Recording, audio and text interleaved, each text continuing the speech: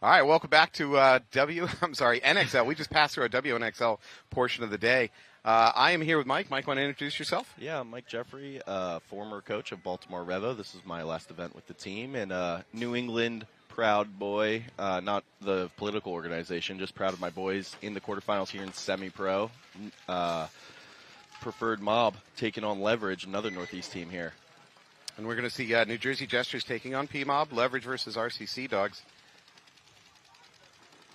All right, P-Mob fighting their way to get through here. SEADOGS looking really as good as I've seen them this weekend. Leverage obviously already locking up a pro spot. Congratulations to them. And Jesters have been one of the longest organizations I've seen play in this league forever and ever and ever and ever. And it's great to see them making it into the finals like this.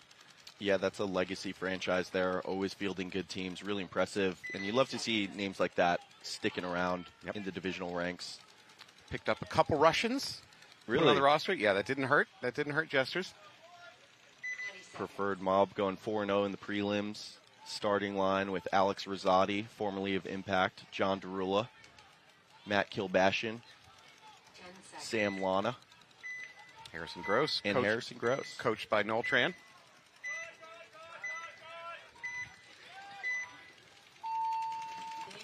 Let's see what they got against the Jesters here. Jester's going to take one to the ear right going into the snake, so he's dead. Now that's two dead Jesters. They've lost both tape lines. 5-on-3 off the break advantage for Preferred Mob in the snake as well. Jesters with 3 bodies stuck in the pocket, wheeling and dealing here. It looks like Matt Kilbashian asking for a check. John Derula walking off. So someone on the Jesters might have just evened the body count here. Do they have a ref tall enough to check Kilbashian's shoulders? They do. So we're back to 3-on-3. One of those Jesters, I think, ripped an effective bounce shot into the back center. Preferred Mob still doubled up in there despite killing 2 off the break. They do kill another, so now 2-on-3 situation. Advantage Preferred Mob. Yep, Jesters lose their home player. They now have snake insert and a mini temple up the middle. Jake Thorne rounding out the starting lineup here for Preferred Mob, all in those clear flex bottoms. Preferred into the D2 now. Creeping up snake side is Samuel Lana. Really great up-and-coming player here. At the same time, Jersey Jesters starting to spread out to that Dorito side. Preferred Mob starting with a 2-body advantage, now with a 1-body advantage. Really got to convert these. Jesters progressing down the Dorito side. Looks like he just took a shot in the head. Ref going in to check him. And then Preferred Mob going to run him down. There it is. Sam Lana blows up the tank of the Jester player behind the mini temple. And that's going to be a closeout. So Preferred Mob with a strong 2-body advantage to start out. They almost threw it away there, losing 2 bodies out of their back center, but managed to win a 3-on-3 situation. Good job to go up 1-0 with a long way to go in this match. Great off-the-break shooting by P-Mob. Opens up the lanes on that one, and they finish it out. Yeah, if you can win off the break more points than you lose, you got a really good chance to win. It's really about converting your high body situations into points out here at the NXL World Cup. You referred to it as kind of a turnover battle type situation. Yeah. And I think if you lose more breakouts than you win, you're going to have a really tough time, similar to football. If you turn the ball over more than you make the other team turn it over, it's really difficult to win those situations. Now the flip side is if you dedicate doubling up, tripling up home with guns and you don't get those kills, you've given up real estate and your offense is going to be set back a little bit. Absolutely. So you better get those kills if you're dedicated to the guns. Absolutely. All right, Leverage, congratulations, already in the pro ranks, rolling out in the finals. They'd love to finish out the year with a win on top of moving on to pro. I wonder if those guys will be looking at any of the NYX players set for relegation, to sort of add some experience to their ranks before they make that jump. That'll be interesting to watch in the offseason for Leverage. Royal City SEADOGS, one of their best years ever in semi-pro. They've been around for a while. Let's see if they can pull off a World Cup win despite not getting that pro spot. Running deep on the Dorito side and up the middle and snake off the break. So Royal City SEADOGS taking ground against Leverage. Royal City SEADOG in the middle trying the pod trick. Unfortunately, the wind's moving them. Oh, might have worked. It absolutely just worked. Wow. SEADOG did a pod trick on that 50 brick. De Los Santos falls for it. Really nice job You don't see that trick work super often, but I think off the break right there with those bunkers, it's a good time to use it. So SEADOGS in control. They do lose their snake corner bunker, so I believe it's a 4-on-4 situation here with leverage with 2 bodies in the snake. SEADOGS popping the top of the snake too. He's got 2 players in front of him, but he's got his center wedge player backing him up, slowing down the leverage attack over there. Call Campbell Copperfield because he's been doing magic all weekend long. Chris Caputo on your screen, popping the top. That's a player with some pro experience with the Brooklyn Bears. He's going back to pro, rolling his gun over the top. Really confident behind his gun, dynamic player. Leverage in S1 and S3, looking cross, trying to pick up something on the Dorito. They really need to get that middle wedge out of there. Yeah, and I think the SEADOGS are still in the back center. That guy's got to make a choice which side he wants to press. SEADOGS with a player up the Dorito side and these 2 players on the snake side. That back center, he's either got to make a choice to go 2-on-2 on the Dorito side or really try to force the issue on the snake side. This has the makings of a long point here. We're pretty stalemated. Yeah, we've entered that low portion of the point where teams slow down a little bit, try to figure out the puzzle, but don't make mistakes. There's not a lot of available rooms at this moment. The Royal City SEADOGS player is probing up the middle, but with Caputo over the top there, has to be careful. You got to know what you want to get when you're making those moves into the center of the field. Can't just make them arbitrarily. SEADOGS now progressing up the Dorito side. Looks like that SEADOGS player in the middle is low on paint. I love the move he just made there of finding a pod on the ground to top himself off, save that last pod, but I think he just got killed by the leverage snake 1 player. Who immediately responds by jumping up a bunker. Campbell's aware of it, though. 4-on-3, body advantage for leverage, but SEADOGS with some spots. Now the SEADOGS back center player filling out to the snake corner, and they are onto leverage's side of the field. Campbell's going to dunk him in the back, sure enough. I think he lives through it, too. Excellent move. Really nice job there. Protecting his body, getting the guy clean. I think it's a 3-on-3 situation. Make it a 3-on-2 situation for SEADOGS. Leverage snake player is going to get not even a trade out. Campbell blows it up. He just won the point right there. Yeah, Campbell's been doing that all weekend. Campbell lost his middle player and then recognized the situation where down bodies, it's time to send it. Does it in such a way that he kills the snake player in front of him, protects his body, then runs down Caputo, kills another, stays alive, polishing off the 3-pack in a 3-on-3 situation. That's some clutch ball right there. Very impressive. Just keeping up what he's been doing all weekend long. Good work, Campbell. Jesters now coming out. Down 1 against Preferred Mob. Their motto, drink, smoke, fight out here. 1 practice before World Cup. They play on good vibes. Samuel Lana here running out to the snake corner for Preferred Mob. We're going to lose a body over in that Dorito side, however, so P-Mob down to 4. But the Jesters are going to catch a minor right here. Oof. So a 4-on-3 situation in favor of Preferred Mob. They're out to the snake here. John Derula coming off early again. He burnt his finger on some garlic bread, I was told. He's gutting it out. That's the kind of insider information you only get here on the Semi-Pro webcast.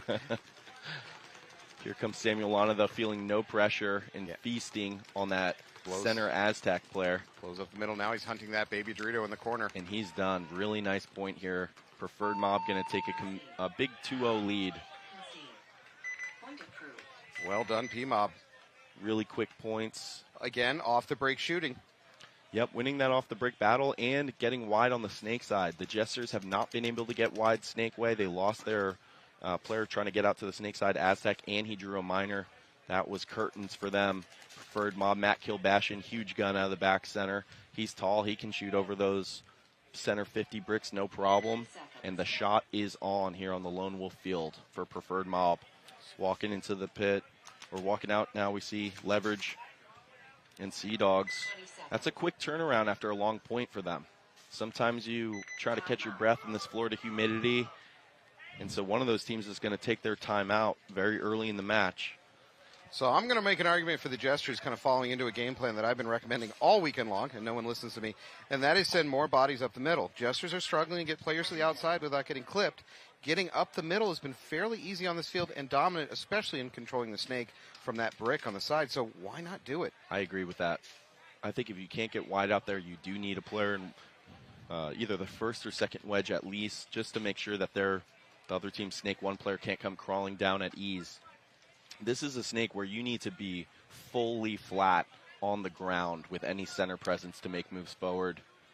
So I don't know if teams have figured out how to crawl the snake without getting the drop shots on them. But early on Thursday, we were seeing lots of players dying out of between snake 1 and snake 2 by drop shots from home, and that seems to have dried up for reasons.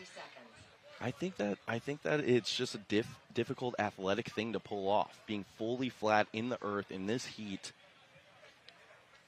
10 seconds. Well, we were actually listening to teams that were dialing their velocity down to get those drop shots in from home.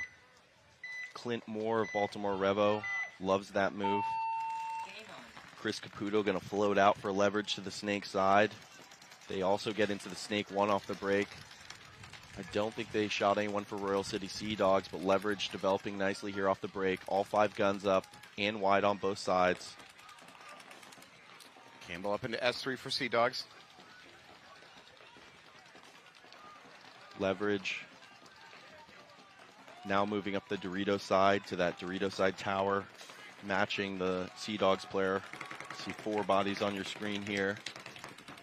No one wide on the snake side for, oh no, they're in snake 3 is Portland SEADOGS. Campbell all alone though, no backup for either snake player. Frankly, this can out here on the snake corner is not incredibly dominant on controlling the snake though, so it's not a must take. Leverage does lose a body off the Dorito side. Yeah, that snake cannon is just sort of a good spot to communicate and assess. SEADOGS lose their snake insert player, and they're going to lose their mini wall. These are tough deaths here, down 1 point, just to die out of your bunkers, especially after taking the body advantage. So just 2 bodies left alive for the SEADOGS. Leverage in the snake, communicating. They know they have a 1 point lead. They don't have to press the issue here. They're far up on the Dorito side. Is that Alfred De Los Santos? It sure is. Former teammate of mine. Probing. Oh, the SEADOGS player coming down, but he's not going to get the snake player, Moran, for leverage. Campbell's a far better player than me, but if I have any advice, don't run wide when you go on a bunkering move. Run straight line. Yep. Leverage, good zone control to pick that up. I don't hate the move by Campbell, right? You're down bodies. Yep. Low odds in that point. You may as well send it. You're probably not going to spin the point in your favor just by crossing it up. So send it, lose fast, win fast. We like to say in those situations, down bodies and points early in a match. Yeah, I'm just going to take an opportunity to get in one of my Fallby rants, and that is, it frustrates me to watch players running wide on a bunkering move. If you're going to bunker somebody, stay as tight as you can to the line of the bunkers, and that way when you finally get to that player, it's a very, very much a surprise. By running wide, you're increasing your ability to get shot. You're not really increasing that your ability to shoot them. You're just, everything's going wrong for you, and you start getting dangerously close to the sideline. So beeline people, not run wide. I'm done. Thank you. Got out of my system. Yeah, that was pretty good. I like that. 10 seconds. Jesters now down 2. 12 minutes left to go. No need to panic. Looks like they're going to have 2 in the back center again. Let's see if they try to run wide against that preferred mob gun. Technical timeout before the 10 seconds. Now here we go. Someone's calling company. That's usually a center look call. Looks like the Jesters are going to take your advice and go up the middle here. 2 in the back center. They take that Aztec. Preferred mob, though, getting 5 out alive and wide on both sides to the snake corner and the Dorito corner. John Derula in that lay-down wall communicating with his back center player. That's number 77. 4 alive for Jesters. They lose their snake insert player. They are moving up the middle to the snake wedge at about the 30-yard line. They're now into the D2 as well. I don't know why he's looking Dorito away from that wedge with preferred mob now trucking up the snake side. It's too late now for him to put pressure on Samuel Lana. The home player for Jesters, I think that Snyder has got to get on this snake. Lana goes right through a lane, no problem. I just don't understand this look from the Jesters here. We're getting beat on the snake side, so let's put 3 guns Dorito away. The center wedge player now switching snake side, but Samuel Lana's already into the snake 4, so there's not a whole lot he can do there to stop him. Lana on the wrap. John Derula now creeping up the Dorito side for preferred mob. Preferred mob with 5 alive. Oof. Samuel Lana gun battling that center wedge. Looks like the ref's coming in for a check. Oh, he's hit. Lucky he doesn't draw a minor there. Generally speaking, the ref sees the hit, he can get in before you can affect the game. They generally speaking aren't going to throw that flag. It depends, because the letter of the rule is if you post your gun, even if you pull your gun up, you qualify for a minor, but it is the ref's discretion. Jake Thorne, though, taking over the real estate for Preferred Mob. Jesters now hunting through the middle with this center brick, playing both sides, number 2. That's Chaz, number 2. Chaz, I've recognized that beard. That guy's been around a while, really experienced player, now retreating to the second wedge there. Good to get lost when you can up the middle. John Derula tucking into that tower on your screen on the Dorito side. Preferred Mob also in the Dorito 3. Jesters now getting up the snake for the first time in this match, number 15 here. Cozy. He's probing. He's looking for kills. Not sure. Number 77 in the back center for Preferred Mob, not Matt Kilbashin. He's playing that tight. Killing some clock here. Down to 10 minutes left. A long way to go. 2-point lead for Preferred Mob, but oh wow, great shot down the wire by Jake Thorne. One balls the snake player. Blowing him up. Huge kill. 4-on-3 advantage now for Preferred Mob with some spots. That changes the tide in this point entirely. The Jesters are going to have to find some offense. It's really difficult to generate offense through the middle here without a wide presence on the snake side. Middle wedge comes off of Thorne, switches back onto him. Thorne could drop and crawl, maybe get around that. Instead, he's just going to engage in a gunfight. Ooh. Number 77 on your screen just dodged the ball out of that back center. Can't lose the gun battle here if you're Preferred Mob. John Derula pointing downfield furiously. Thought he shot the center player, but he did not. 4-on-3 situation. Preferred Mob with a 2-point lead. The Jesters here, probably running slightly low on paint, are going to have to take a risk at a certain point. Oh, man, they feel like the snake player's on their end. Chaz, really unsure. He's shooting his own snake 3 while Jake Thorne missed comms there. I think the Jesters player must have been saying snake 3, and the center player heard our snake 3. Yeah, he's seeing ghosts in there shooting back at his own snake. Fortunately, there's no Jester players in there. Preferred Mob doesn't have to do anything. I love the way they're playing this right now, which is just protecting the zones. John Derula keeping eyes up the middle. Jake Thorne with eyes down the wire snake way. The back center player keeping his eyes Dorito way. So no one's going to be able to streak down. If you're the Jesters, you can't afford to let, say, another 3 minutes come off the clock here. They lose their center player. I expect the horn to come any second now. Chad's going to take a walk. Jake Thorne's going to use that moment to slide up to the next to the S4. Looking cross for Dorito way. So expect the Jesters player to get up and run down the field. Schneider on your screen, number 33. Not much pain on his back. Down bodies and points. They lose their front Dorito player there, so just one body left alive for the Jesters, and now they throw the towel. So Preferred Mob taking a commanding 3-point lead here. They've won each breakout. They've won the snake side each point. Really nice ball by Drink Smoke Fight Preferred Mob here. All right, they are doing everything right. Jesters got to come up with some answers. Down 3-0 with about 6 minutes left on the clock. It's running out of time. I think you made the right call there with going up the middle. I just didn't like him looking Dorito side. That's not the side that's giving you trouble out here. So hunt for the Preferred Mob snake player coming forward early in those points. Give him trouble. That's where you're losing. We've seen the success rate for getting to these bricks at the 50-yard line. The left brick, the snake side brick, I would say the success rate's probably hovering around 70% on the run out. Maybe a little bit lower for the Dorito side brick. But you're down 3 now. You got to take chances. Leverage on your screen now. Tie game here against Royal City SEADOGS. They make snake off the break, do both teams. Campbell here for SEADOGS, probing forward. The leverage player playing inside from their snake 1. They got Baldwin backing up Rizzardo. 3-man operation on the snake side for SEADOGS. Leverage now getting forward on the snake side. Both teams 5-on-5. SEADOGS bumping up into the Dorito side, starting to push the matter.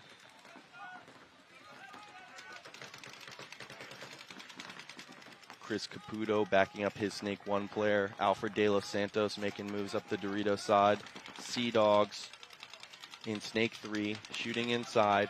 Neither team has to force the issue here.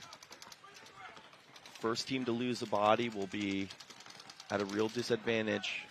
These 5-on-5 points are so important. Leverage now giving back up in the snake. S1, S3, both hot. Leverage has really been playing more of a zone control game with their snake players inside a lot more. Ref in there checking Chris Caputo now. He's clean, so still 5-on-5 out here. Rizzardo communicating with his snake player, who he can see in front of him. Sometimes it gets hard to get the comms across when there's a lot of bunkers in between you.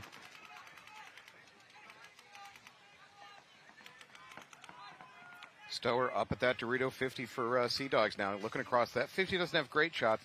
If he can work his way around, well, there is a brick waiting for him. But if he can get to that D3 of the other team, then it's all over. SEADOGS in better positions, 5-on-5, tie game.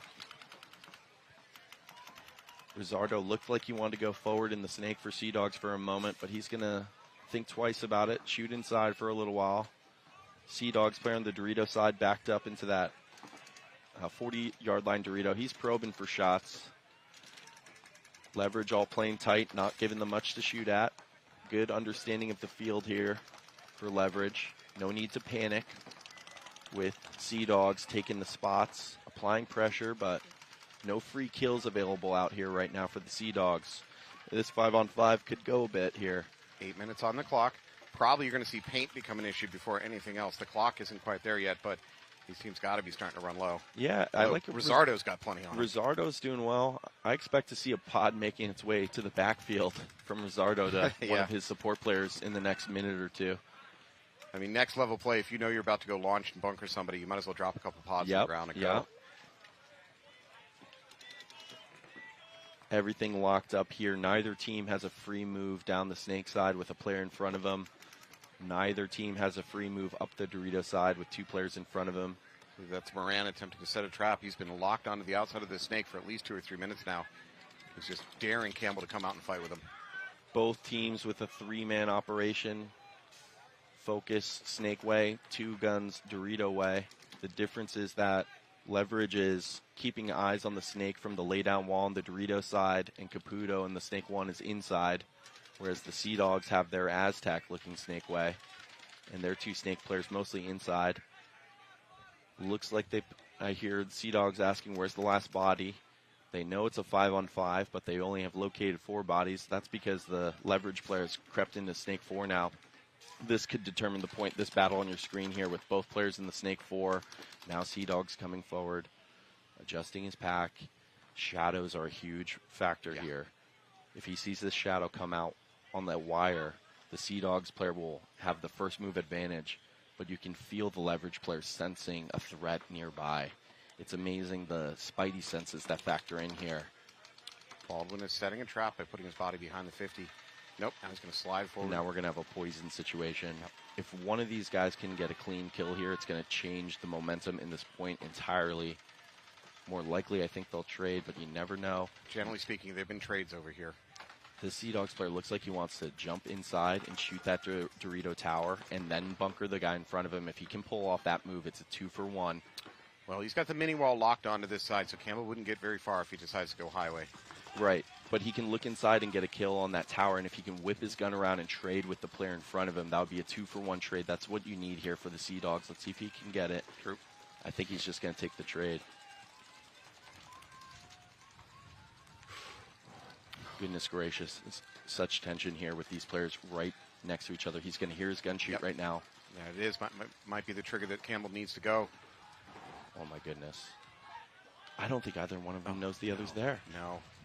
Campbell should be able to hear that gun rolling off, but I don't think he's actually shooting. I think he's just posted inside. The second he shoots, he'll know. Oh, my goodness. Does he see the shadow? He can't see the shadow. Wow, here we go. Wire to wire, the first one to move at all. We are on the cusp of violence here, folks. Oh, my goodness. The tension is so palpable in the air right now. My shoulders are extremely tense.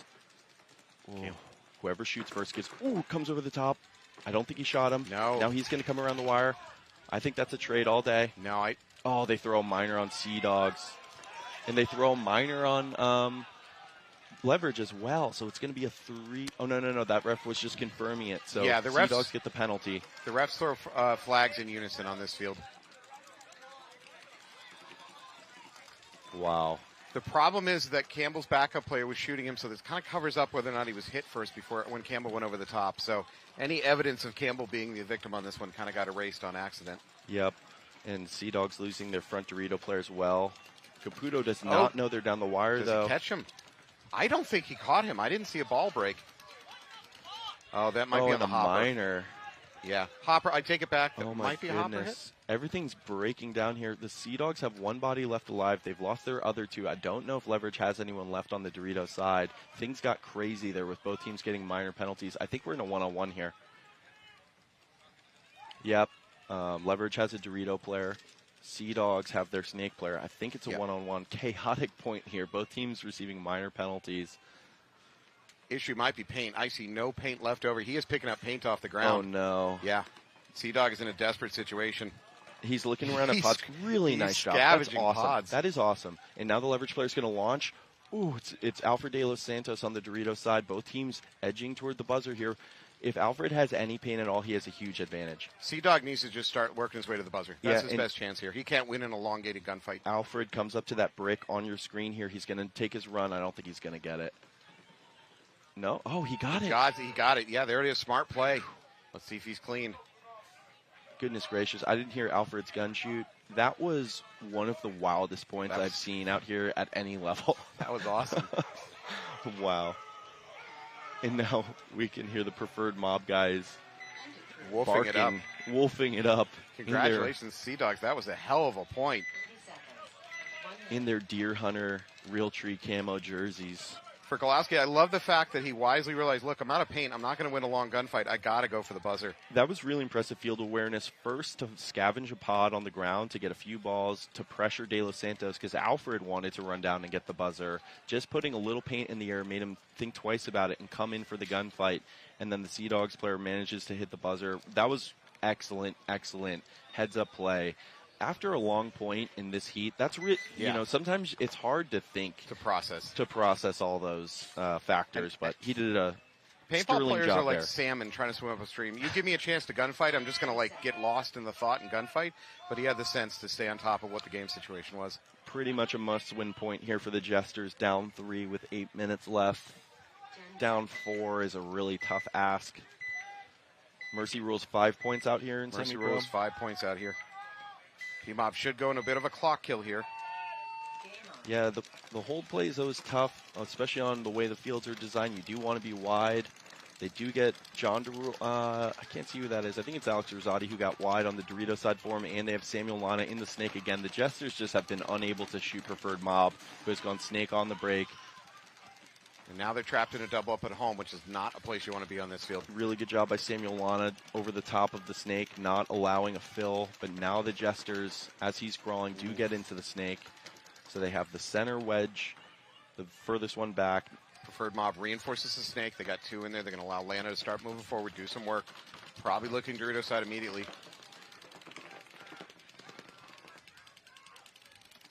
5-on-5 situation. Automatically favors preferred mob with the point and time situation. So Jesters going to have to find a way to develop some offense here. That's going to be difficult with preferred mob in forward positions and rolling their guns with a lead and 5 bodies alive. The Jesters have not killed anyone off the break so far as I remember, whereas preferred mob has killed someone off the break every point except this one. Yep.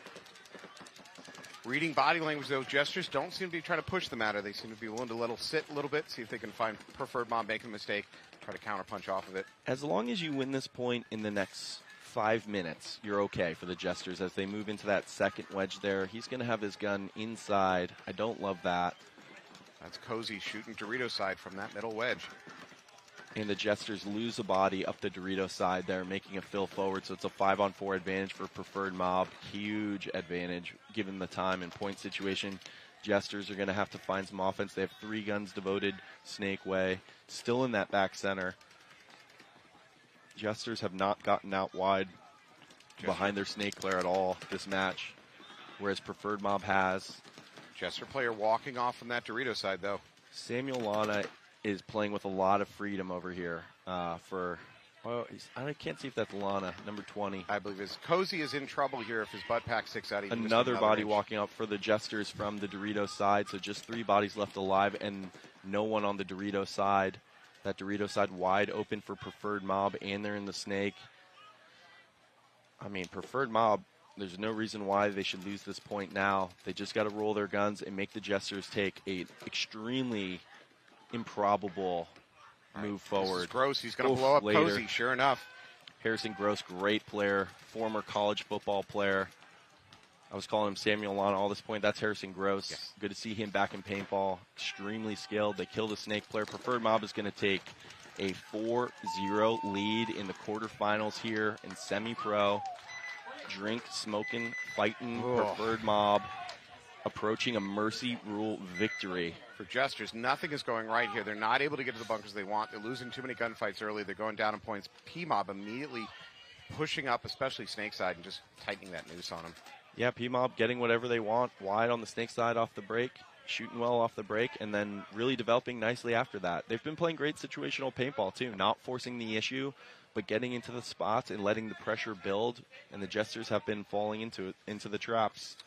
This is one of the cleanest matches I've seen P-Mobs. By clean, I'm not talking about penalties, who knows what's going on there, but I mean as far as like they haven't gone down, they haven't looked unsteady, they look like they've been in control from the beginning to end of each one of these points. They almost look like a team that practices, and they don't. I know, let's not talk silly talk here.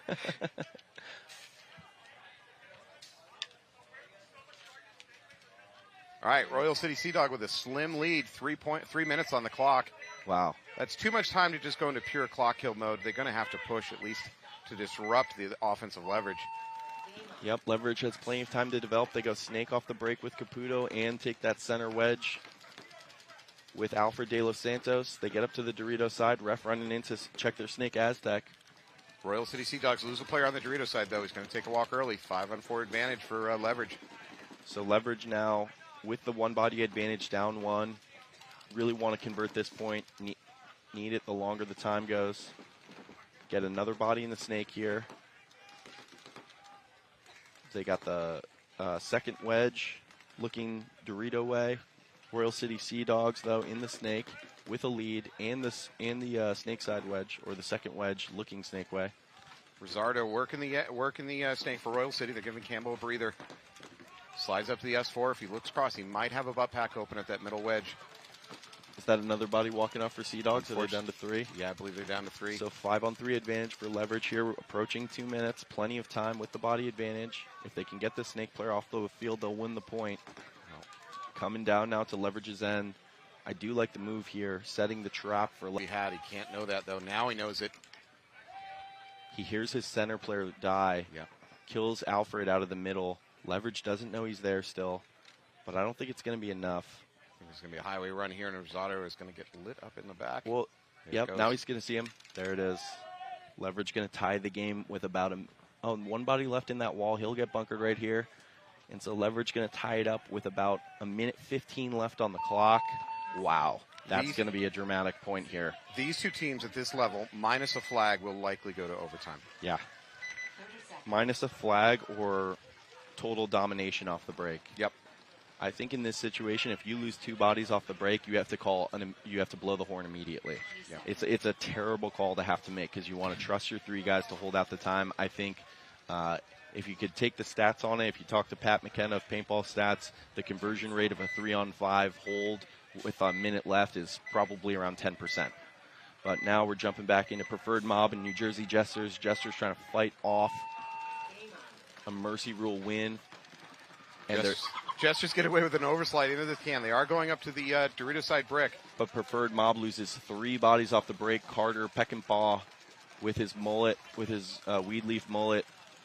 This is wrap. This is definitely a takeable point here for Jesters. They got early kills. Moving up the middle, though, I don't think it's going to work. Yeah. So I think it's just 1 body left alive for Preferred Mob. This game is not over, right? Because after this, they'll be down 3, and they still have a minute per point. So 2 bodies left alive. It's Harrison Gross in the Snake. He's going to see this player streaking for the Jesters, but he doesn't shoot him until he gets his the Preferred Mob player out of the corner. So Harrison Gross, the only body left alive for Preferred Mob. Jesters with at least 2. Great retreat here by Harrison Gross. Really good field understanding here. Jesters pressing up the Dorito side, though. All the Jesters need to do now is run down Harrison Gross. They have at least 3 bodies left alive. The Jesters are going to score this point. It's just a matter of time. There it is. Gross is going to take a walk. So they're going to be down 3 with 4 minutes and 22 seconds left. Jesters Match is far from over. Jesters are going to give them some hope here. 3 points to win in 4 minutes, 20 seconds. Possible. Got to survive breakouts. And approved. Preferred mob regrouping. Meanwhile, tie game, leverage, Royal City, SEADOGS. Yeah, both teams are going to be playing to not make a mistake here. I suspect more than trying to win. I think I'd rather, if I was a coach, tell them to try to make it to overtime. Yeah, the tough thing with that is sometimes when you play, you play defensive, and one thing goes wrong, you feel like an avalanche is rolling over you. Sometimes having a little offense makes your players more comfortable. They don't get overwhelmed by the press facing them. So there's a hybrid approach, and that is give the green light to just a couple of your players to be aggressive, and then you can say to the rest of the players, look, if they live, then we make the push. Right. If those 2 players die off, then go into full-on clock kill mode, just grind it out. And both teams are saying, if we get a kill on the break, let's press it. If we don't, run the clock. And you got 20 seconds to be aggressive without a major just completely derailing that point. Once you're under 60 seconds, you've got to get a little bit more conservative. These refs are absolutely willing to throw reds on this field. Royal City SEADOGS risk the snake off the break. Oh, it's not going to work out for leverage. They lose their snake player. So 5-on-4 advantage for SEADOGS. They're calling Tiger the snake. They know they killed him. No one wide on the snake side for leverage. Rolling their guns. They're in the back center. The SEADOGS with the body advantage and the snake. 60 seconds. The refs are tapping their fist to their hand to indicate it. Oof, leverage coming into the center. Baby Aztec bunker and Caputo gets in the snake. That's important. That's going to hold up the SEADOGS player, but he's going to have a free kill on this tower when he pops inside right here. Zardo might have multiple free kills here. But you know what? He showed his body before he had his gun up, so the leverage player was able to hide from it. He does come down the wire. I don't think he shot Caputo, so they're going to trade. Wow. He better be clean, or that's going to be a major, and that's going to be a swing point. Rizzardo, Rizzardo might have gotten lucky. In a way, he might have been lucky to get blown up after there. 20 seconds left. Leverage needs to throw the towel here. Too late. Royal City SEADOGS are going to win it on that move by Rizzardo down the wire. I guess Caputo had his gun up and knew he was coming, but was unable to get a ball at him. So Rizzardo takes more than one body with him, streaks down the field. His 2-player does a good job following him up, and the SEADOGS take a 1-point lead with 14 seconds left. Leverage securing the pro spot, but not a quarterfinal victory here at the World Cup. Mind you, this is not an accusation, but Rizzardo getting blown up at their end after covering to the end of the snake and starting to turn that corner in a way might benefit him, because if he had any hits on him from that exchange with the snake, that would have been a major and a swing point. Absolutely. So frankly, if I were him, I'd be kind of glad that I got blown up just to be sure, because even if he's not trying to cheat, there's always a possibility he got a hit on you somewhere you didn't feel. Truly. Oh, wow. Big finish for Rizzardo there, putting them in a sweet position to win this thing. 14 seconds left on the clock. So then, in that situation, it's just get to your bunker and don't get a major. That's really all you need to do. Now, preferred mob against Jesters, up 4-1. I think it's about 4 minutes and 13 seconds left on the clock in this one. Well, they haven't flipped the scoreboard yet because the refs are still having a conversation. They're double-checking it before they commit pen to paper on this one. This ref crew has been very cautious as much as possible to not make mistakes and correct mistakes when they get made. So they're not going to rush this thing. We got Samuel Lana, Jake Thorne, Matt Kilbashian, John Derula, and Alex Rosati on the field for preferred mob. That's their starting 5. Looking to put away a New Jersey Jesters team that just won a point to get them back into the game.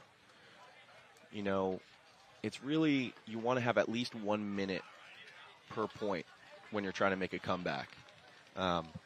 If you have to go 45 seconds per point to score 3 points, that's when you're really forcing the issue and taking big risks. About a minute left. You got to play downhill, but you don't have to be crazy. You don't have to panic entirely. So as I said earlier, these 2 bricks in the 50 are easy to take. Also easy to do on this field in general is run right through the middle, try to do a bunch of damage early on.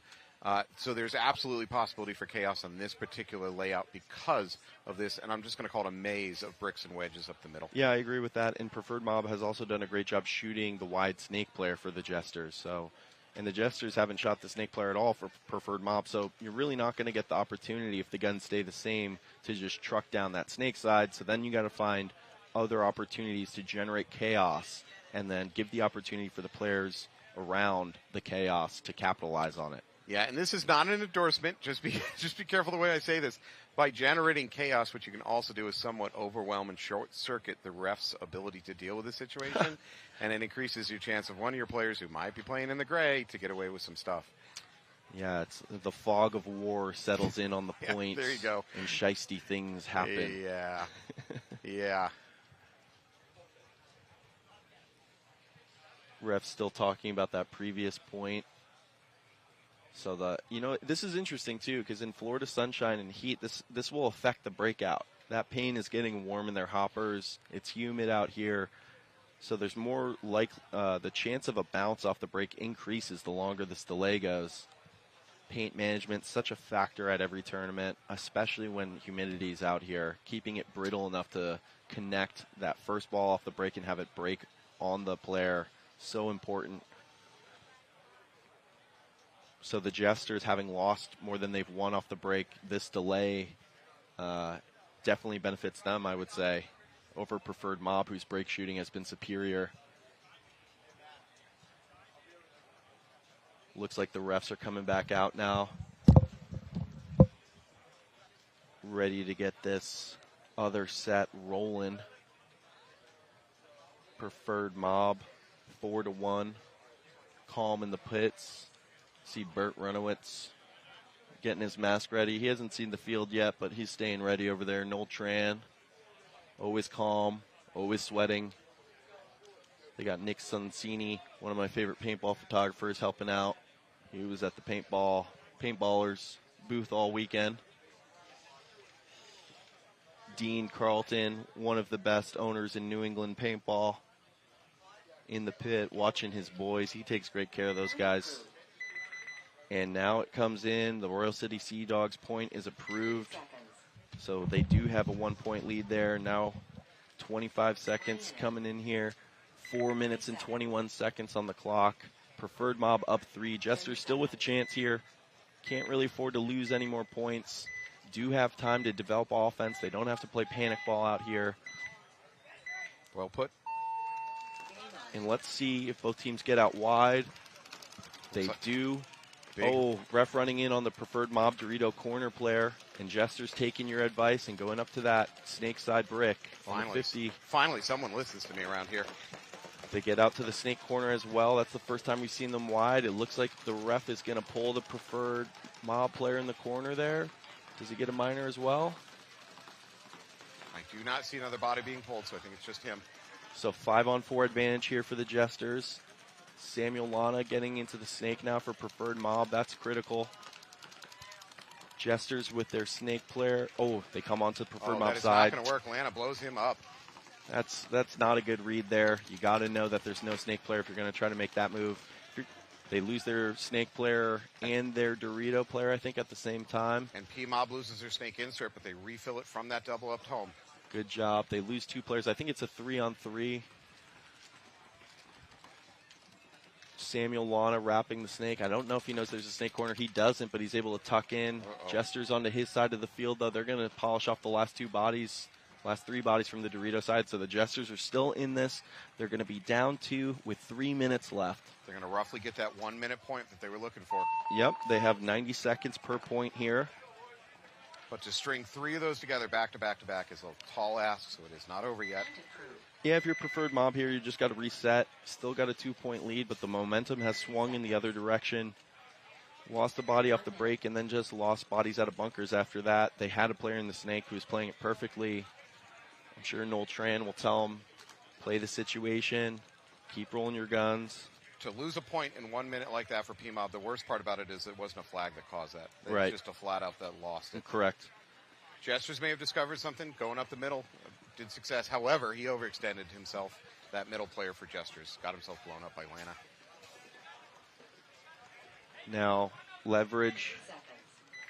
Yeah. down one with 14 seconds left. 14. So 14 seconds. Not So 140, 14. So in this situation, you can't even stop in a bunker. You are just No. streaking downfield. Your fastest player has to be coming straight down the middle. If a knee touches grass, that's a player that's not moving forward. As a coach, you better tell them. Yeah. I wouldn't even bother. You can't take the snake. You can't do any of that. You just got to have 5 bodies running. Yeah, you want to have a couple guys streaking down the wide ends of the field just to draw guns. And frankly, you don't care much about penalties in this situation. You really don't. I mean, you don't want it, obviously, if you're leveraged, but your players can't worry about it. Yeah. You just got to go. You can't break your stride. You just got to go.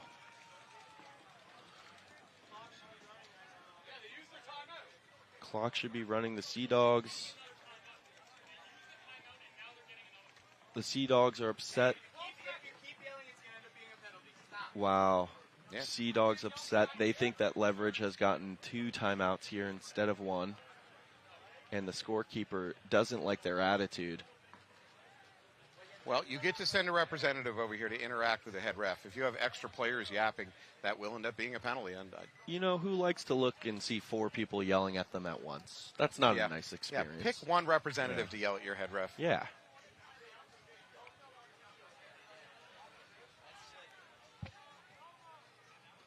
SEADOGS now waiting on the field. Again, this benefits Leverage. The fact that all that paint is getting warm in their hoppers right now. True. Leverage is still arguing the last point. They want a major on the Royal City SEADOGS. He's pleading his case to the head ref. All right, can I comment? It hurts my heart to see Baldwin using the squeegee like that. I know this is a tiny thing. We have these squeegees that have a fluffy on one end and a rubber disc on the other end. Use the rubber disc, people. Then flip it over and use the fluffy. Please don't just continue to jam a dirty fluffy down your barrel over and over and over again. There, I'm done. I know that's not important, but That is important. That's a really good tip. I never even thought about that. players just keep jamming the same dirty fluffy down their barrel over and over again. And Do you keep your house or apartment really clean? Are you a clean person? just use the rubber disc for once. Sorry, there it is. I'm done. I'll shut up. I was looking to get into it more with this delay and this game basically over. You seem like a clean person. Yeah, I think anal retentive is the phrase we're looking for. I am a play. By the way, one of the reasons that I maybe don't play as much as I should is it is such a burden because every piece of my equipment needs to be cleaned, fully before I play again. Yeah. So going to play, I just know that I'm adding about an hour or 2 to my life of like taking my guns apart, cleaning every screw off with a toothbrush and Q-tips. I wasn't a guy who left my gun aired up in the car. I did know some people like that, but Yeah. I was definitely a guy who would leave the gear in the trunk of the car for a full week at times. What's your laundry situation?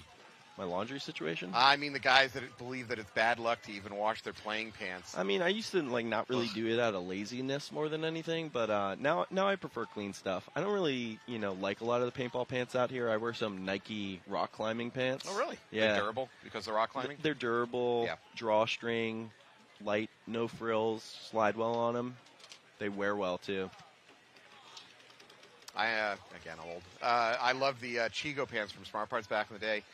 Yeah. Exalt for a little while made a clone of it. I forget what they were calling them, but for a little while. But then they went V2, and it just became a I jogger thought the pant. JT team pant was probably the most iconic pant Yeah. in paintball fashion. Not super great to wear. They were pretty heavy, Big, heavy. but had they some looked so pads. cool. Yeah.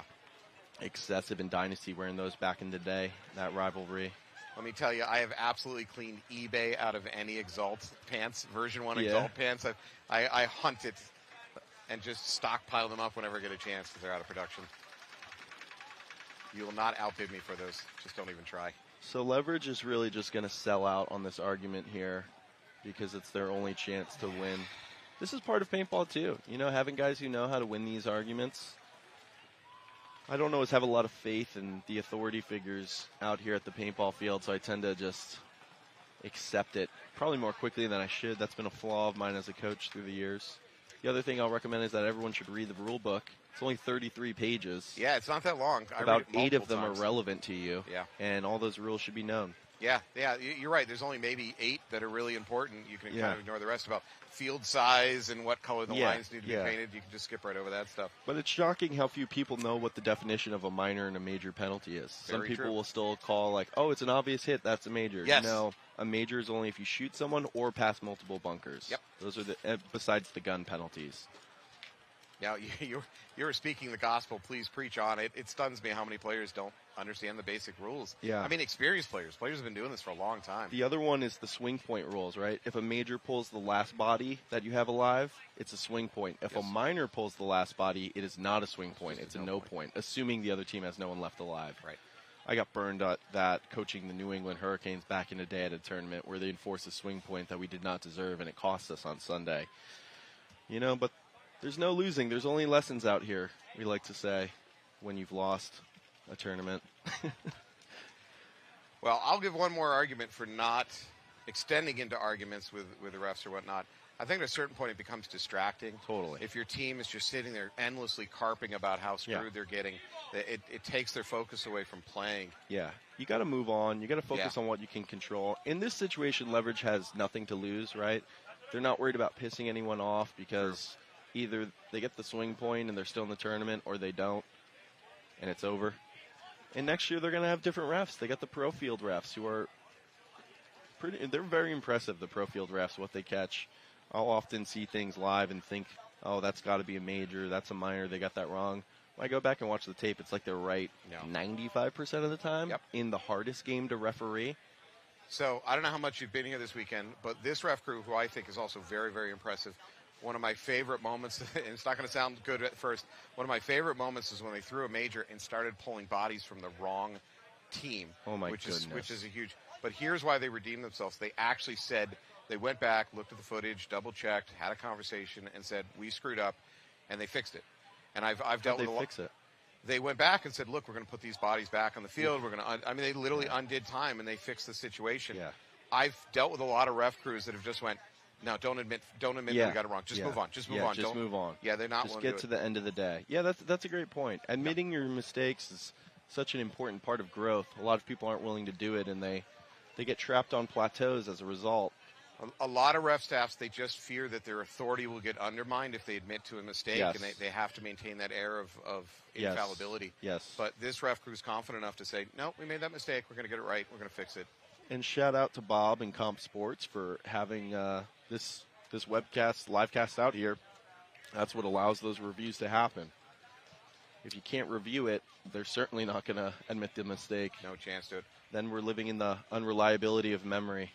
Also, thank you to the sponsors, because I know I sound like a shill, but if the sponsors don't sponsor this, the bills don't get paid, this webcast doesn't happen. So, if you're watching this and you're enjoying it, at least go take a look at the sponsors that we've listed over the course of this weekend.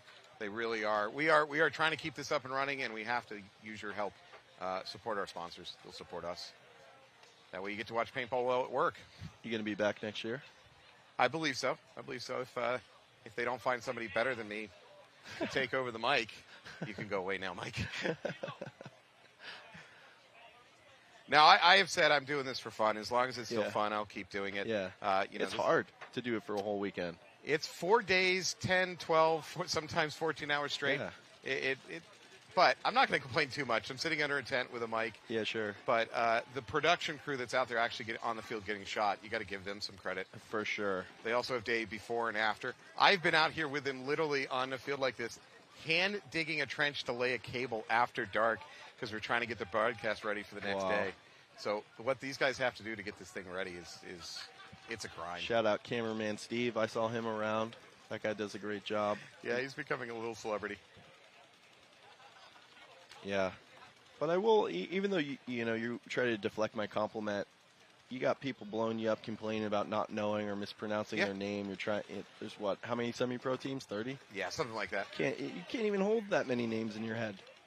30 times 10, 300 names to learn. That said, if there's a legit compliment or insult, I'll listen to it. I really don't have that much self-confidence wrapped up in this. I can survive being called out until I'm wrong. It's all right. That's a healthy attitude. This does not define my life. I would extend that to the paintball field too. I I think too many players treat this as if it defines the course of life. Oh my God! Now you're preaching my gospel. So you should have come. We had a learn to play X-Ball clinic that we've been holding up at AG Paintball the last few years. Get a lot of new players in there, and I'm given an opportunity to do a little bit of a classroom thing. So my wrap up there at the end of this season was I had it's just simple. You're not going to make pro. Don't be an a-hole. It's true. Like this isn't your. And unfortunately, I had Kyle Niccolo standing in the back of the classroom going, well, actually, you could make pro. Yeah. But generally speaking, I understand you invest a lot of blood, sweat, and tears into practice, travel, money, taking time off work. It's understandable why you get pretty serious about that. And I would also say, having coached a pro team for the last 2 years, even if you do make pro, don't be an asshole. Yeah, please. Because that doesn't actually help anyone either. It doesn't affect your ability on the field. Yeah. Some people need to play mental games within themselves to give themselves an edge out there. Yeah. But you got to know when to turn that off, too. Some of the guys who on the field seem really hardcore sweethearts off the field. So keep it between the nets, I think. My aha moment in this sport, this happened many years ago at the Zap-Am International Open playing with New England Express.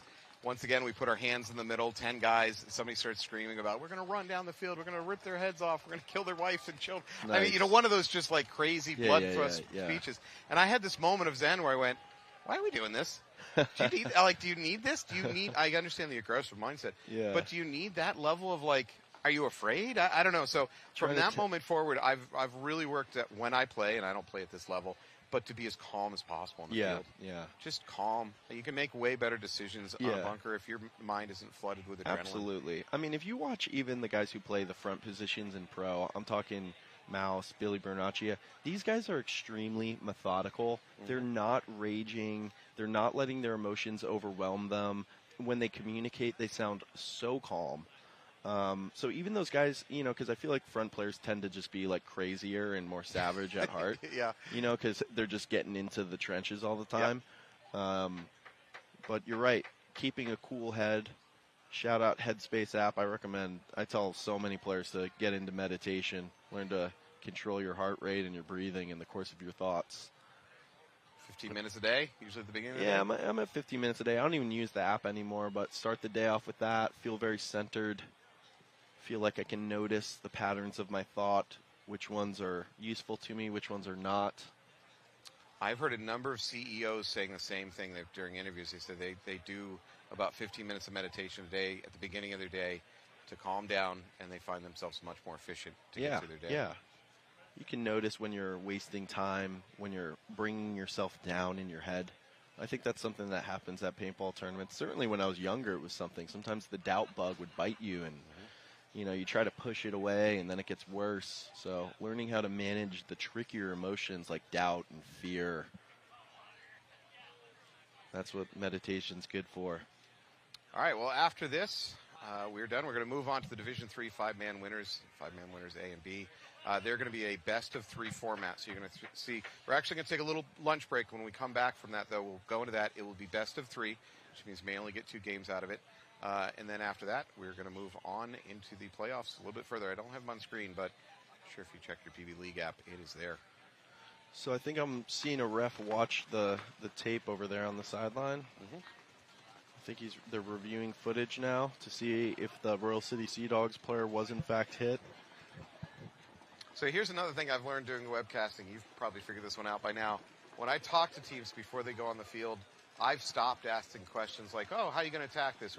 Because I now know if I go on air and say, P-Mob thinks they're going to attack up the middle or Dorito, whatever, you've got players in the other pit with their phones watching me say that. Oh, my God, yeah. So you can't do that anymore. The feedback loop from your lips with that mic to the other team's pits is immediate now. The Go Sports crew guys are all delightful and kind, but I've flipped out on them at times when they've snuck up behind me, like trying to get a camera on my play sheet or whatever. I hide my mouth. You should go back and review the pit footage of pro teams too. It's very useful. I've learned a lot about other teams from watching that, and I've reviewed myself and been like, oh man.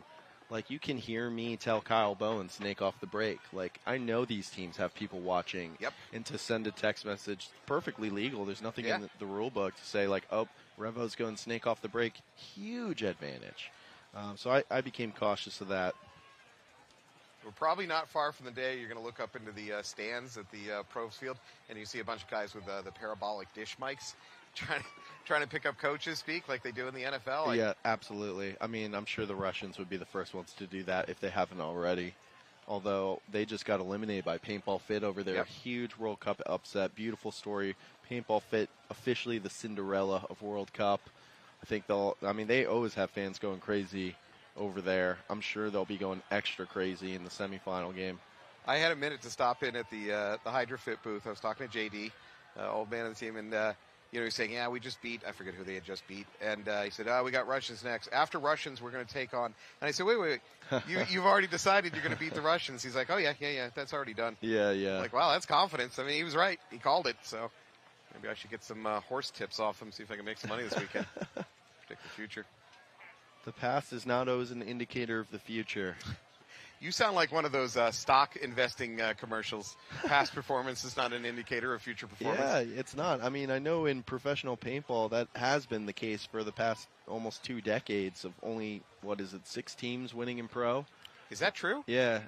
Winning the whole thing? Impact, Heat, Dynasty, Russians, Damage, X Factor are the only teams that have won in the NXL era. Like PSP, that Infamous won in PSP. Yeah. But only those 6 teams since 2016. Wow.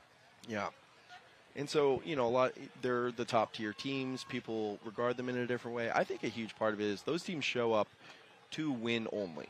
There is no result that those teams are satisfied with other than winning. They have that belief, and that's the goal. It's clearly defined for them. I think a lot of other teams are sort of in this, let's see how it goes, or, if we go 4-0 in the prelims, maybe we can win this. And I think it's a huge emotional and mental barrier for a lot of the very talented teams out there.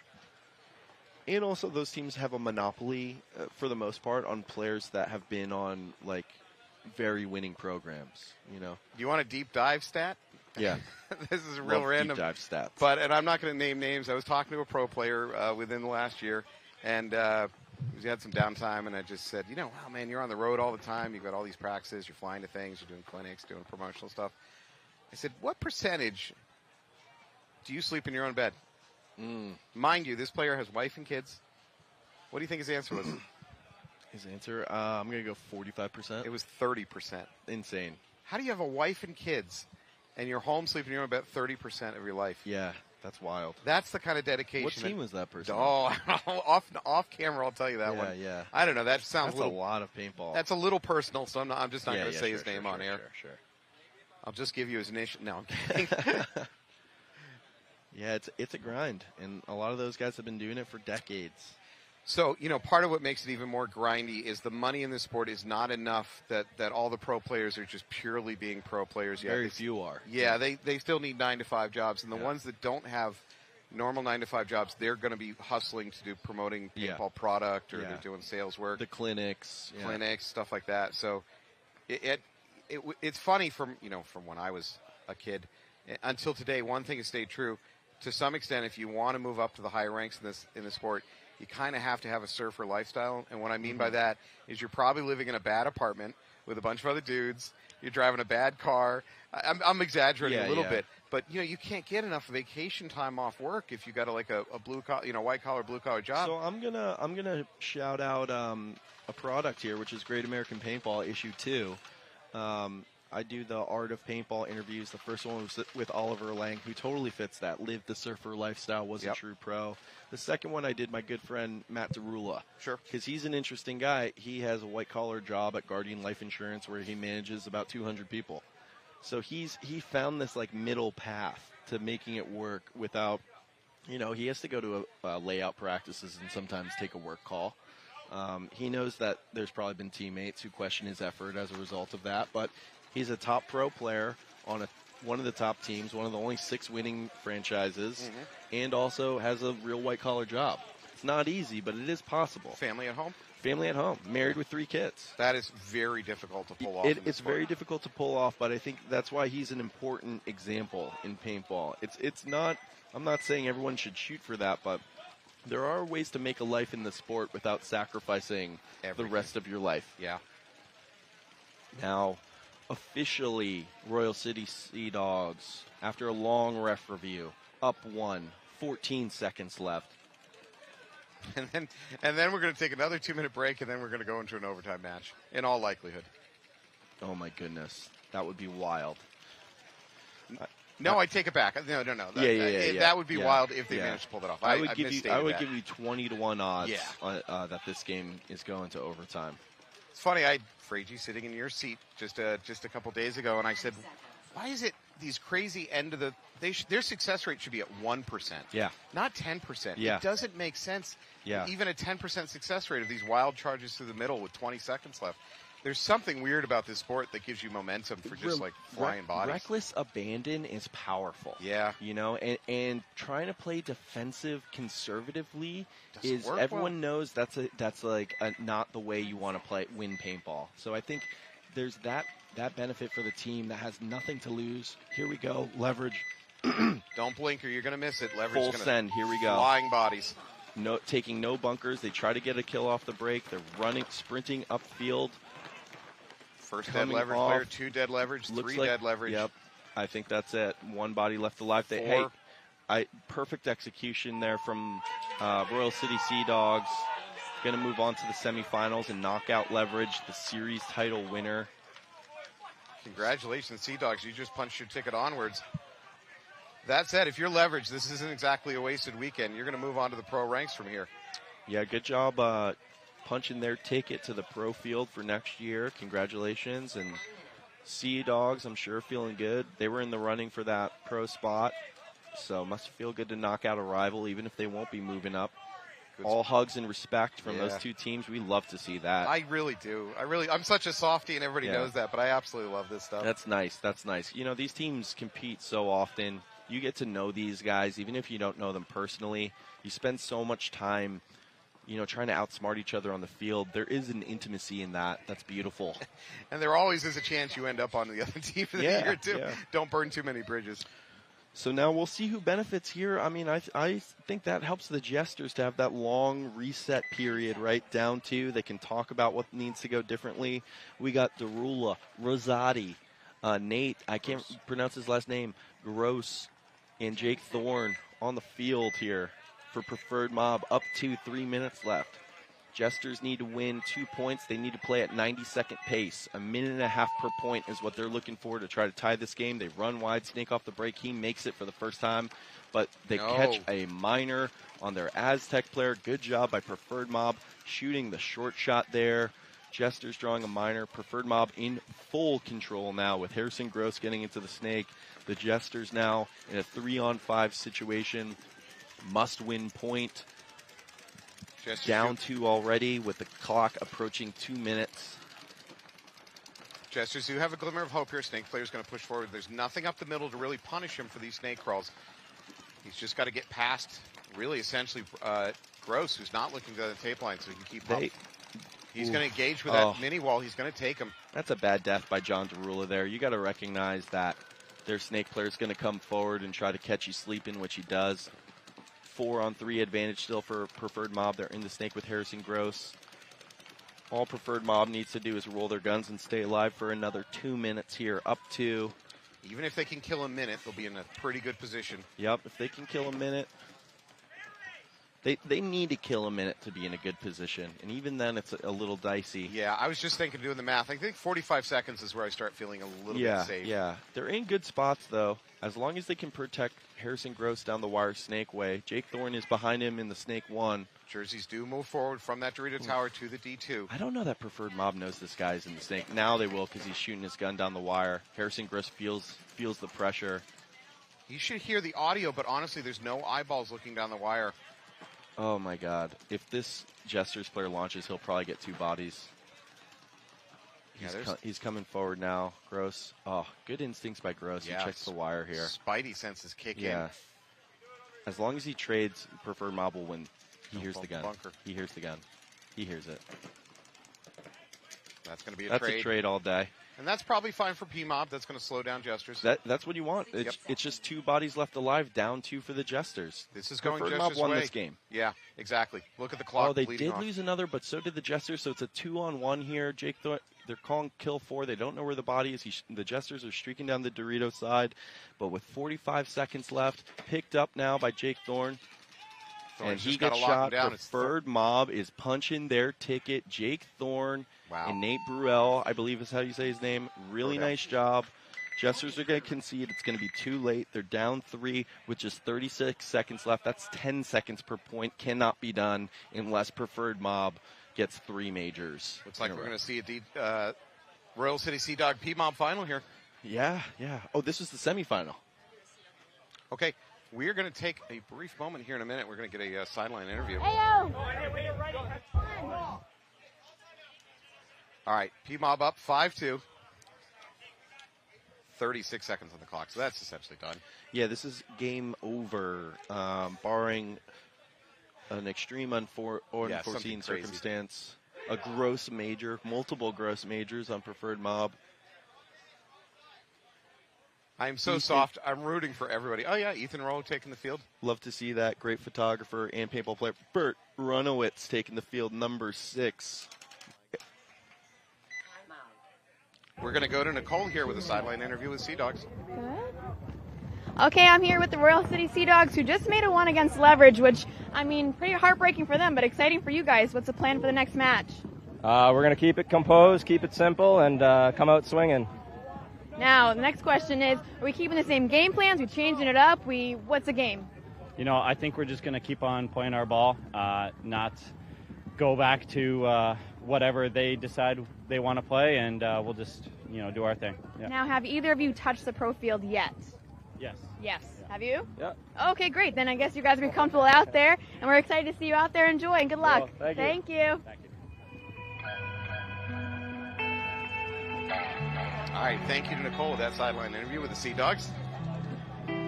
SEADOGS refused to answer you with telling you exactly what their game plan is. How dare they? Right here on the mark, right? On the mark. We're gonna interview. We're in the booth here with Nicole. Nicole is excited. She is fully invested in this now. Tough work out here trying to herd the cats that are paintball players for interviews and get them to say something interesting. All right, so if you're the Jesters, by the way, congratulations on getting this far. I know I don't want that to sound condescending. I really mean that. This has got to be considered a success for them. They've always been, again, I don't want to sound condescending, but they have not been typically the elite of the semi-pro division for the last few years. So this is a big step forward for them. Yeah, good job. Always good to end on a solid World Cup appearance. So there's really nothing, without some crazy circumstances. So if I'm the Jesters, I'd go have fun. I know that's a weird advice for this situation, but really. And if I'm Carter Peckinpah right there in the mullet skull cap, we leave. He's hungry. Carter Peckinpah looking to eat there on your screen. Let's look for a hot 4-pack out of Carter right here. He's going to dig it out to the snake. Check out the wheels on that mullet. Ripping his chopper upfield. Jesters going to lose up the middle. Send another body up there. They're streaking. They're down to die on their swords. Everyone going to the bench here. Bert Runowitz holding zones. Looks like he got shot on the inside there, did Harrison Gross. Jesters are in the middle of the field. They're all the way up to the 30-yard line. The wedge, he's doing some damage too. Just 10 seconds left here. So he should launch and try to take another body with him. Preferred Mob punching their ticket. There it is. To the finals. Harrison Gross throws a pot in the air. Drink, smoke, fight, Preferred Mob. Pulling off a solid, dominant win here. And they're barking it up coming to the pits. All right, P-Mob's barking it up like dogs. They're going to have to face real SEADOGS, though. We're going to hear in a few minutes on the pro field. It's going to be a dog fight on that pro field. A dog fight. Absolutely. Hope everybody has their rabies shots. It's going to get ugly over there. All right, congratulations, Prefer Mob. Congratulations to Leverage moving on to pro. Congratulations to Jesters getting this deep in the playoffs. Big win, big movement for them forward. And, of course, SEADOGS, good luck representing Canada. P-Mob representing the New England area. Hell yeah. I think I know who you're rooting for. Hell yeah, P-Mob all the way. All right. Well, hey, we are going to take a break. When we come back, we're going to see some divisional action, go into the finals themselves. Hey, Mike, thank you so much for joining us. My pleasure. Thanks for having me. All right, safe travels. See you up in New England.